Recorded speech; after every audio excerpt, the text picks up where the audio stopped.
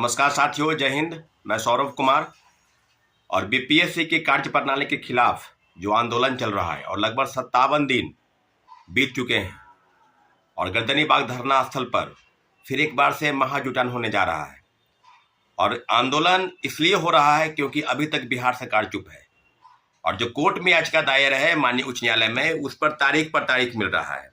आपको बताते चले कि जिस प्रकार से प्रोटेस्ट चल रहा है, निश्चित रूप से 18 दिसंबर के बाद कई बार बीपीएससी का घेराव हुआ, सड़क पर मार्च हुआ। आपने देखा होगा कि 25 दिसंबर को हम लोगों ने बीपीएससी का घेराव किया। 29 दिसंबर को गांधी मैदान के पास लगभग 35 से 40 हजार अभ्यर्थी, प्रशांत किशोर जी अभ्यर्थियों के साथ थे और सब चीज़ों के ऊपर आपने देखा। उसके बाद फिर हम लोग एक और प्रोटेस्ट किए, उसके बाद फिर 30 जनवरी को प्रोटेस्ट हुआ। तो फिर आपने देखा होगा कि अभी तक सरकार के तरफ से कोई विशेष डेवलपमेंट नहीं आ रहा है नजर कि आखिर क्यों बीपीएससी की इस कार्य प्रणाली पर, जहां एक परीक्षा 2 पाली में आयोजित कराकर और कह रही है कि नॉर्मलाइजेशन लागू नहीं होगा, सामान्यकरण लागू नहीं होगा, और बीपीएससी के चेयरमैन रवि परवार मनु भाई सहित जो सेक्रेटरी है सत्यप्रकाश शर्मा और जो परीक्षा नियंत्रक सह परीक्षा नियंत्रक राजेश सिंह, तीनों लोग ऐसे हैं जो छात्रों के सवाल पर, मीडिया द्वारा पूछे गए सवाल पर टाल मटोल करते आए हैं। तो पूरी तरीके से व्यवस्था ऐसे बनी और इस पर लगातार सरकार के तरफ से जो प्रवक्ता हैं या जो नेता हैं एनडीए के, चाहे वो भारतीय जनता पार्टी के नेता प्रवक्ता हो या जनता दल यू के नेता प्रवक्ता हो, सब लोगों का कहना है कि राजनीति का शिकार हो गया, राजनीतिक दलों की घुसपैठ हो गई है, उन्हीं के द्वारा संचालित हो रहा है।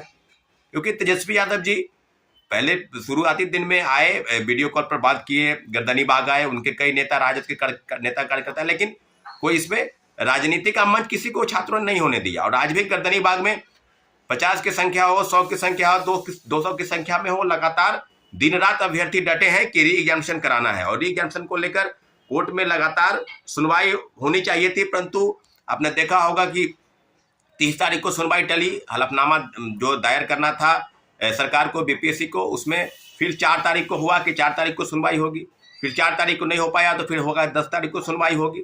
और 37 से केस नंबर जो है 41 पर, फिर भी कल भी 41 पर केस था हम लोग का, ऐसा अनुमान था कि सुनवाई होगी, सुनवाई नहीं हो पाई। तो आपने देखा होगा कि जिस प्रकार से टाल मटोल चल रहा है लगातार सरकार की तरफ से, व्यवस्था की तरफ से। और जिस डेवलपमेंट की हम लोग बात कर रहे हैं वो है कि एक बहुत बड़ा महाजुटान फिर से सारे अभ्यर्थियों को, सिर्फ बीपीएससी दोबारा परीक्षा कराने को लेकर नहीं है, सारे परीक्षार्थी, चाहे वो रेलवे की तैयारी कर रहे हों, चाहे वो बैंकिंग की तैयारी कर रहे हों, चाहे एसएससी की तैयारी कर रहे हों, और सभी लोगों से लगातार आग्रह किया जा रहा है कि आप एक बार फिर से गर्दनी बाग धरना स्थल आइए।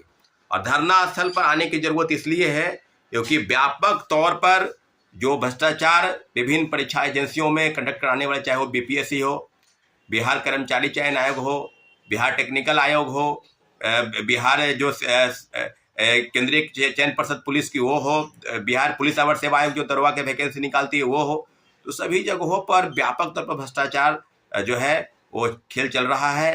धांधली सेटिंग का जो प्रक्रिया है वो जारी है, क्योंकि जो मास स्टॉक हैं, जो मास लेवल पर जो स्टेक होल्डर हैं वो है छात्र। और बिहार में आपने देखा होगा कि कोई विशेष रोजगार धंधे नहीं है, न कोई फैक्ट्री विशेष तौर पर लगी है। तो जो पैसे के उगाही है वो कोचिंग इंस्टीट्यूट, कोचिंग माफिया, शिक्षा माफिया, पेपर लीक कराकर इस प्रकार से, क्योंकि चुनाव में बहुत बड़े पैमाने पर पैसे की जरूरत होती है, तो कुल मिलाकर जो पैसे हैं वो इन्हीं सब चीज़ों से धन उगाही की जाती है ताकि व्यापक रूप से उसमें खर्च किया जा सके। और पूरी तरीके से अभी भी कई परीक्षाओं के पेपर लीक हुए, सरगनाओं की गिरफ्तारी नहीं हुई। और कई आपने देखा होगा कि इसके पहले बीपीएससी के रंजीत रजक जो डीएसपी बना, सिपाही से डीएसपी बना, उसके खिलाफ में चार्जशीट दाखिल करने में आर्टिकल अपराध इकाई कोर्ट में दाखिल नहीं कर पाई। तो आप समझ सकते हैं कि कितने लोग हैं। संजीव मुखिया की अभी तक गिरफ्तारी नहीं हुई, किंग की। तो संजीव मुखिया का भी, कई मुखिया है, कई परीक्षाओं में धांधली सेटिंग करने वाले लोग हैं यहाँ पर।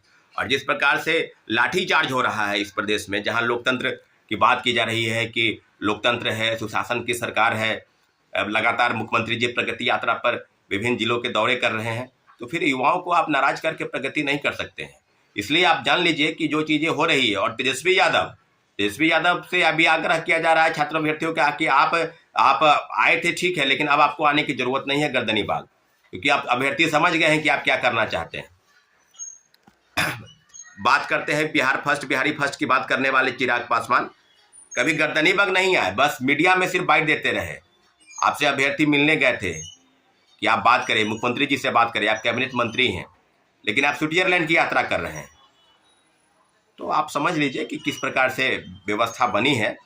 इसलिए सभी लोगों से, चाहे वो चिराग पासवान हो, चाहे तेजस्वी यादव हो, चाहे कोई भी राजनीतिक दल के नेता हो, उनको गर्दनी बाग आने की जरूरत नहीं है। क्योंकि हम लोग लगातार आपका स्वागत कर रहे थे, लेकिन आपने हम लोग के साथ छला है, अभ्यर्थियों के भावनाओं के साथ खिलवाड़ किया है।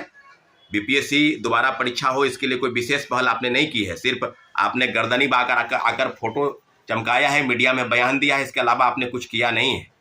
इसलिए सारे अभ्यर्थियों के तरफ से इन नेताओं को गर्दनी बाग धरना स्थल से दूर रखना। अगर आपको इतना ही अभ्यर्थियों का आपको हक है दिलाना है, तो आप विधायक के साथ आप विधानसभा में इस प्रश्न को उठाएं, आप बीपीएससी का घेराव करें, आप कहीं धरने पर बैठें, गर्दनी बाग में ही कहीं अलग धरने पर आप बैठें।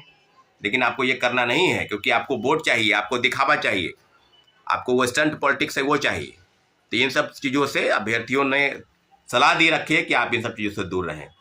इसलिए सभी अभ्यर्थी एकजुट हो जाए और बहुत बड़ा आंदोलन जो है, महाआंदोलन, फिर से बीपीएससी रीएग्जामिनेशन की मांग को लेकर, चेयरमैन रवि परवार मनु भाई के इस्तीफे को लेकर पूरी तरीके से छात्र अभ्यर्थी एकजुट हो रहे हैं और एकजुट होकर इस लड़ाई को लड़ना है। सभी भाइयों को, बहनों को धन्यवाद। जय हिंद।